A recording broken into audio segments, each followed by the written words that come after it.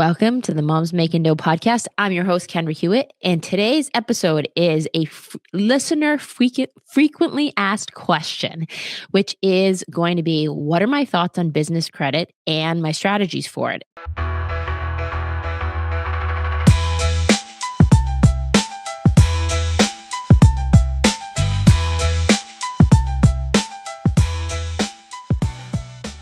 And ironically, this is one of my favorite things to talk about. Reason being, it is one of the things that was most pivotal in my growth of my business from the time I had my first business at the age of 20.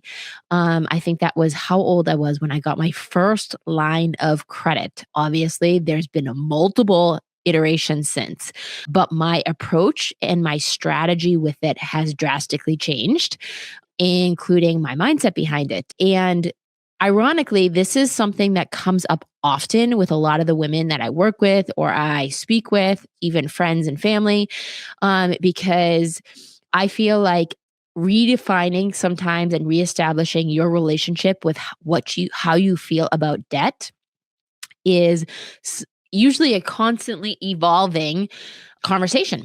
And there is some emotional components behind it. There's some mindset stuff behind it. So I'm going to start there. And I'm sorry, but today I am like fighting the ravages of this snowstorm, which is like my nose is stuffy, so it's running. I'm wearing a blanket because it's 0 degrees out. And I'm looking at my new camera, trying to figure out where it's at and seeing like the ravages of winter, like dry, pasty white skin with like random blemishes that you're like, I'm 44 years old. Why are those still happening? But, anyways, back to our relationship with debt. I find that debt is something that often a lot of people A, hide, and B, are often ashamed of. And there's like a shame loop that goes with it. And I always work with people on really redefining their relationship with debt in terms of identifying it as a tool in your toolbox. And just like any tool, it can either build a strong foundation or it can destroy it depending on how it's used.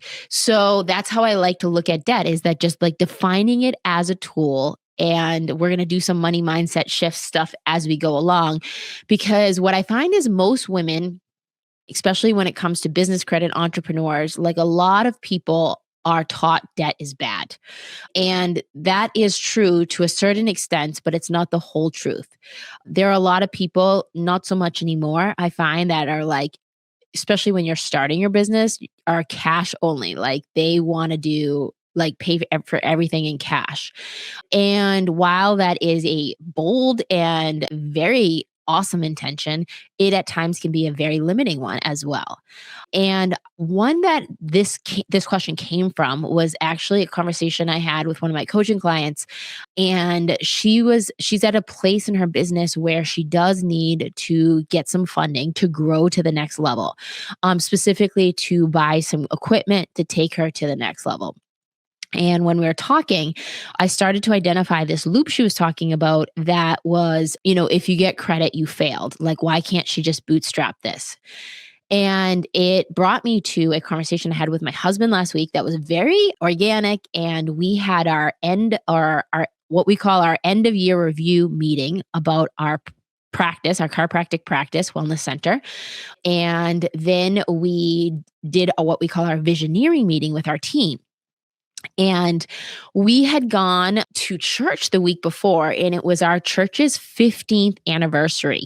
And it was such a special event. And they painted the vision of where they were going, but they brought us back and reflected on where they started from, which was really great because we were not members of this church at 15 years ago. And so it was so fun to see the evolution and the way that they positioned and shared it with the congregation. And it made both Ryan and I reflect on some of the things that we wanted to share with our current team in terms of the vision of where we're going and reflecting on where we started. And how does this relate to business credit?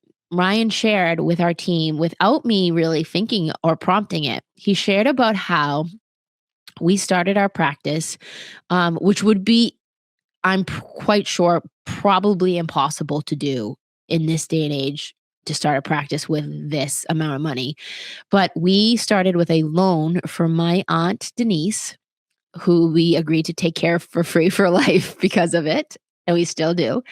And we took a loan from her retirement account, actually, to start our business. We did not start with a traditional bank loan. And it was a very small loan. I want to say it was less than $50,000 with the interest to start our practice, secure a location, buy our initial equipment. And I was very against having a business bank loan. Primarily, too, I didn't think I was lendable because we didn't have anything to show. We were just starting out. So it was literally us trying to project numbers wasn't an option for me because I didn't know how to do that.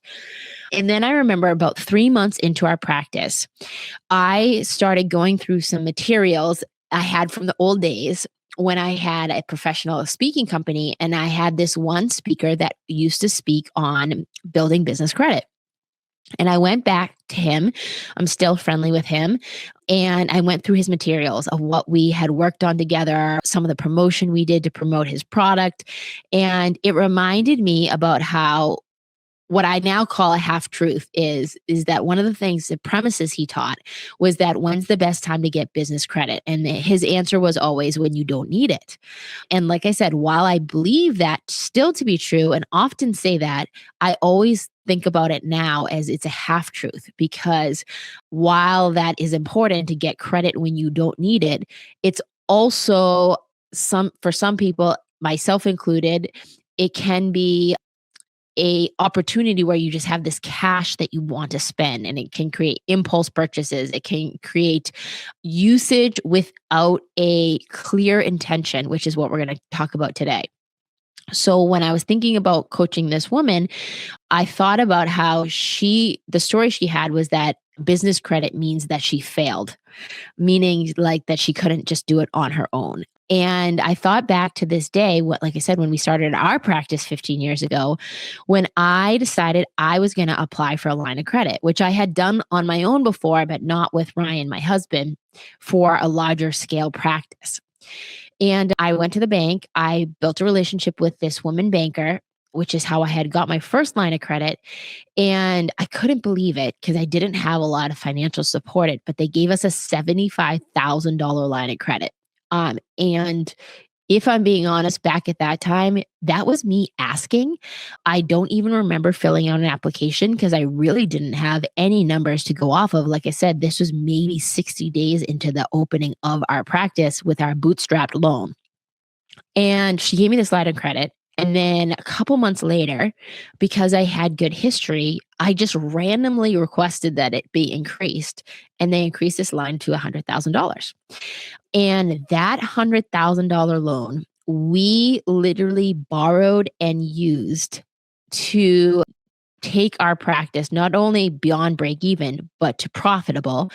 And I think it took us, we probably with that loan, that initial $100,000, I want to say, if I really thought about it and did the math, I probably borrowed over $300,000 and paid it back from just that line of credit alone. And it helped us get to not only 6, but eventually 7-figure revenue. And we used it and leveraged it. But I certainly did not have all of the tools that I have now to be intentional with how I used it. There were times when I did not use it in the capacity, and it became more chaos and confusion for me, robbing Peter to pay Paul, and for months that I needed to sustain our business instead of using it as a tool to grow our business. So when I was coaching this woman this past week, talking about getting her to become credit worthy for her business, one of the things that came up was that like this shame loop of, it means I failed, and how we had to really shift that story so she didn't stay stuck in it and instead could start to move towards success with it, where she could start to view credit as an opportunity to not only create leverage, but to create cash flow and also give her some options to help her grow her business instead of sustain it. I think a lot of people start to think about business credit when they're in a pinch or they're in a panic. and they're like, hey, I just need to get through this month's payroll, or I need to just cover this month's rent. And while that is a way you could use business credit, it is not the way I like to teach you utilizing business and leveraging business credit. So let's talk a little bit about the framework of what I call the 3 C's of credit that her and I went over, so that you as a listener can start to use and figure out how you would apply this to yourself and your business. So, number one of the 3 C's is clean. This means cleaning up and looking at your current credit. Sometimes that means consolidating what you have, and like looking at the interest rates you have and what your utilization rates are, and just getting a clear picture of like, hey, here's what I currently have in place, without attaching shame and guilt to it like this woman was doing. Because one of the things that that supported her stuck story is that she had a couple business credit cards that had been completely maxed out. She didn't know what the rates were, and she had some other available business credit that she just wasn't willing to move because she didn't want to use it all up. And we started to look at like what that did on paper, and that started to give her clarity on what she needed to clean and consolidate before she moved forward. The next C is going to be actual credit. So this is the building process, building and positioning yourself so you become credit worthy to a lender.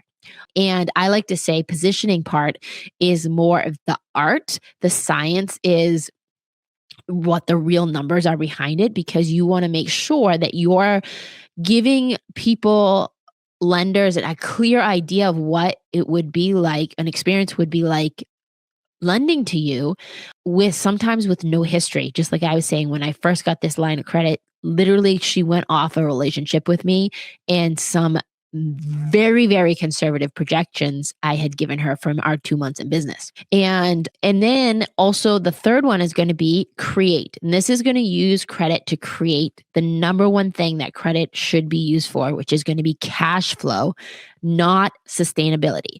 So we're looking at building credit that's going to create cash flow instead of just maintain it.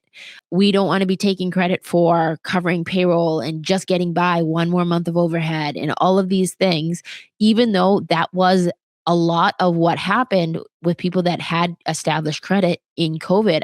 I know from working firsthand with a lot of entrepreneurs, myself included, for some of our parts of our business, that needed to be sustained with credit that was existing before like programs were available, like the EIDL loans and the PPP program, the Paycheck Protection Program, and all of these things that the government did put through. But still, like, it comes at a cost. You have to look at it and use it intentionally. And you're starting to see too, now we're 5 years from all of those programs, the businesses that utilize that to help create cash flow and reposition themselves versus the ones that used it just to sustain themselves through that period. A lot of them do not exist anymore, especially with the introduction of all of the new technology we're seeing take over jobs. When I was at the gym today, I saw on TV, because they have them everywhere, that Amazon today cut 16,000 jobs because it can't keep up with people that are being replaced by AI processes. So this is not going away. This is only going to becoming something bigger. So it's like you have to constantly be like just intentional about how you are evolving and growing your business with all of the changes that are going on, not even in your industry, but in the business atmosphere and environment overall, on a not on even a local level, but even on a global level. And so those are the 3 C's: clean, and consolidate, build with a credit with confidence, and then create using credit to build cash flow. And let's talk a little bit about what each one of these means. First of all, clean. Does not mean judging your past decisions. This does not mean organizing all of them. It does not mean putting yourself in a shame spiral. This is creating confidence and clarity that's going to put you back in the CEO seat. So these things might include things like business credit cards, equipment loans, like we were just I was talking about with this coaching client, SBA loans, term loans, which are, the money's fronted to you and then you have to manage it. Then it might involve a flex line of credit where you don't pay unless you're using it. And I really, really caution on this, but I'll say it because there are people that end up with this is like being very distinct that some people have personal credit they have used to fund their businesses. You don't really want to do that, but there are people that are in that situation. So this is in the clean part where we really want to get clarity on what those current things that you have working that are currently you have in your possession to optimize. What are the what are the usage lines? What are the interest rates? Like I said, this is where we want to look for opportunities to consolidate. We want to look at refinancing, simplifying payments, reducing interest, like switching, like moving to 0% interest cards from big points cards that charge ridiculous rates. Clean does not mean debt free in any means. It means strategic, it means organized, and it means setting yourself up to be intentional for the next C, which is going to be creating credit. So attaining business credit. So this is building credit with confidence, I like to say.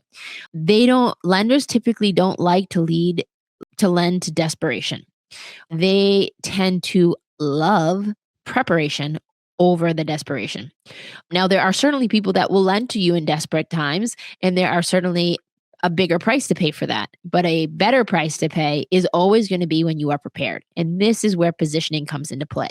This is where you want to be very succinct with some of the things that you are going to need to be able to attain credit, like a tax ID number, a business bank account, never mixed, right? No business account, you're going to have to show a lot of times that bank account.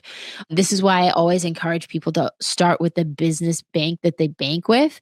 But now there are literally so many options. Like I was thinking about today, I literally get 2 to 3 pieces of mail a day for our businesses, different businesses on like, you qualify for this loan. Even when I logged into QuickBooks the other day, it was like, we would like to loan you this money. And it's hilarious when you don't need it. Like I said, how much people want to give you money. And this is also too, is that they want to look at like your current cash flow. This is where an updated P&L is really important. This is where you want to look at your balance sheet and maybe move things around that make yourself position better. Maybe you have a family loan on there that actually like when it's going to a bank, like you might not need to show them that, right? So you definitely don't want to be just not truthful, but maybe you want to look at it as through the lens of like, what would make this bank really want to lend to me and see it from their container, their lens. And also here, a really good opportunity for you is to learn what it takes to be credit worthy from a lender's perspective, not only for now, but the future. So they're looking at things like what's your current cash flow? What is the risk that they lend to you? And also like what's your repayment history, right? You want to be building a track record before you need business credit. And this is where we want to make some mindset shifts when it comes to the credit part, is that you want to certainly be intentional with what you're going to use it. And that we're going to talk about that in the next C. But we want to think about here is that you're not asking for permission. This is like a big shift here. You are literally providing them data that you have support for to show them that you are credit worthy. This is the better you are at doing this, the more lenders will compete for you. And trust me, there is competition going out there for right now because the business of lending money is very profitable, especially to people that, are going to utilize it. And you want to be borrowing from a position of strength rather than a position of stress, is what I always like to say. And that's a huge caveat that a lot of people avoid building business credit because, like I said, to them, it's more of a stress or a panic response instead of coming from a place of strength. And and then perhaps that brings us to the biggest mindset shift of all that you would want to look at when you are building business credit. And it is that is going to be credit is for creating cash flow, not sustaining it. So, like I said, coming from a place of strength rather than stress. So, this is where you're showing and you are starting to now receive that credit for your business and you want to start to create with it. And when I say create, you want to focus on creating growth overall, but more specifically, creating cash flow. So using that. And so this is the C where we really sustaining is for like, I like to say it's for like plugging leaks. Like I think about almost like a boat here. Metaphor is like you have a rowboat and it's taking on water and AKA debt, sometimes bad debt, and you are in survival mode. You need to plug the leaks and start bailing water. And that's, like I said, coming from a place of stress when you're asking for credit versus creating is now that once it's established, you have leverage. You're using it to leverage what you already have. You're using it to build momentum and ultimately to grow your business to hopefully another level. And the way that you do that is you become very intentional with how every dollar is going to work for you. So that intention is so critical here because before using any of the credit that now you have received, you want to ask, what is this money here to do? Like, what is my intention with it? How is it going to improve my cash flow, my time, my profitability, my team, or my peace of mind? And that's going to bring me to the 5 ways I like to see business credit used. So, number one is going to be reduce debt and interest rates. That's the first thing when you have credit available, I will look at is like, are there debt and interest rates that are high that need to be consolidated? And that is the number one thing I want to look at. And I want to move from this chaos of, like not thinking about it as like robbing Peter to pay Paul, but using it to increase my cash flow every month. Because if I'm paying less in interest, I'm using more in cash flow, which can also help me drop that balance down. Number 2 is going to be invest in growth. So the examples here are going to be marketing you're not currently doing. So like if you are not spending money on marketing, this might be an area of where you want to invest because if you spend money on marketing, especially if you're very intentional with what that is, you're going to see a return on investment. And so that is huge. Not just throwing it away at like, your church bulletin without a plan in mind. I want you to talk about like really marketing that's going to drive dollars and you can account for them to create more data to support that this is an investment in your growth that you're leveraging and you're using obviously to pay back down the principal balance and interest. It might be to invest in equipment. It might be to invest in systems. It might be in a physical space or building. It might be to invest in coaching of some sort that is going to help you grow. And you can actually tangibly look at what that growth is. And then the next one is going to be buying back your time.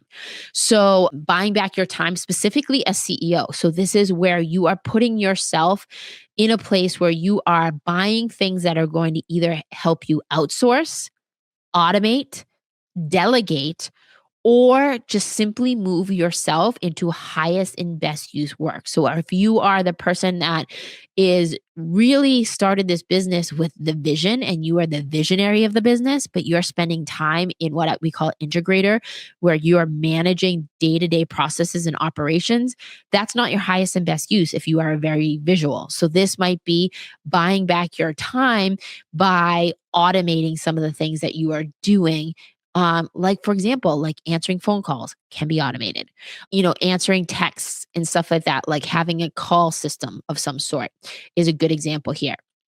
If credit gives you time back, it is doing its job if that's your intention.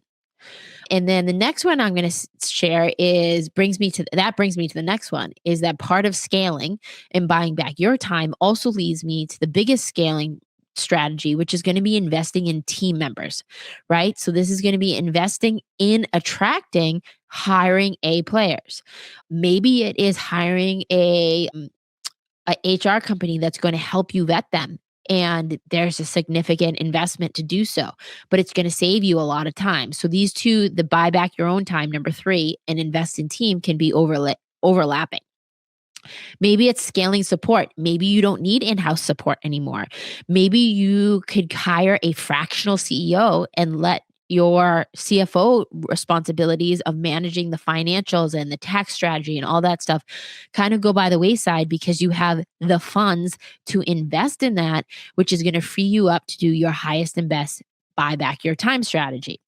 And then finally, your fifth strategy, the best way that I like to see business credit used, but it's kind of my last resort. I like to see these other ones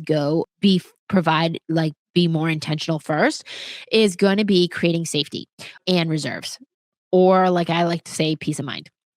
And this is where like COVID taught us all a big lesson, again, myself included, because access to credit before crisis, happens. Hey, our HVAC system broke down. Hey, our roof needs to be replaced after the snowstorm. Hey, this is where you don't need to panic, because you have reserves that can account for that, instead of you having to borrow more money at more interest rates, because now you're in a stress position and not a strength position, and you're not having to scramble. I like to say, peace of mind is a legitimate business strategy. So, with that, I'll just repeat them back. The 5 ways I like to see business credit used once it is attained. Number one, reduce debt and your interest rates, so consolidation. Number two is going to be invest in the growth of the business, marketing, equipment, systems, coaching, or physical space. Number three is going to be buy back your time as the CEO. Number four is going to be invest in teams, specifically A players that help you also scale yourself out of your business. And number five is going to be creating safety and a reserve/peace of mind account. I also refer to that often as the vault. And finally, in closing, remember there's going to be a couple things that you're just going to need to have in place before you're going to go through this process, because you're going to need, like, you need to be a valid business. You need to have EIN. You need to have that business bank account. You need to have clean bookkeeping. You need to really want to be not only like chase this for with good intentions, but be a steward of it once it's received. And that comes down to being not only the intention, but also just being a steward of your resources you're given, with discipline, with consistency, and with clarity. And so I hope that listening to this episode today gave you some clarity on how to not only clean up your existing credit, but also to build going forward. And most of all, use it to create cash flow and clarity for you and your business, to help you both grow. Because we all know that if your business grows, your business will grow only to the level that you do. And I hope this episode is just another tool in your toolbox and you enjoyed listening. And if you did, please, please, please share it with another mompreneur that might just need to hear this message today and use it to take her business to the next level. And as always, please rate, review, and subscribe, and we'll see you next time on Moms Makin Dough.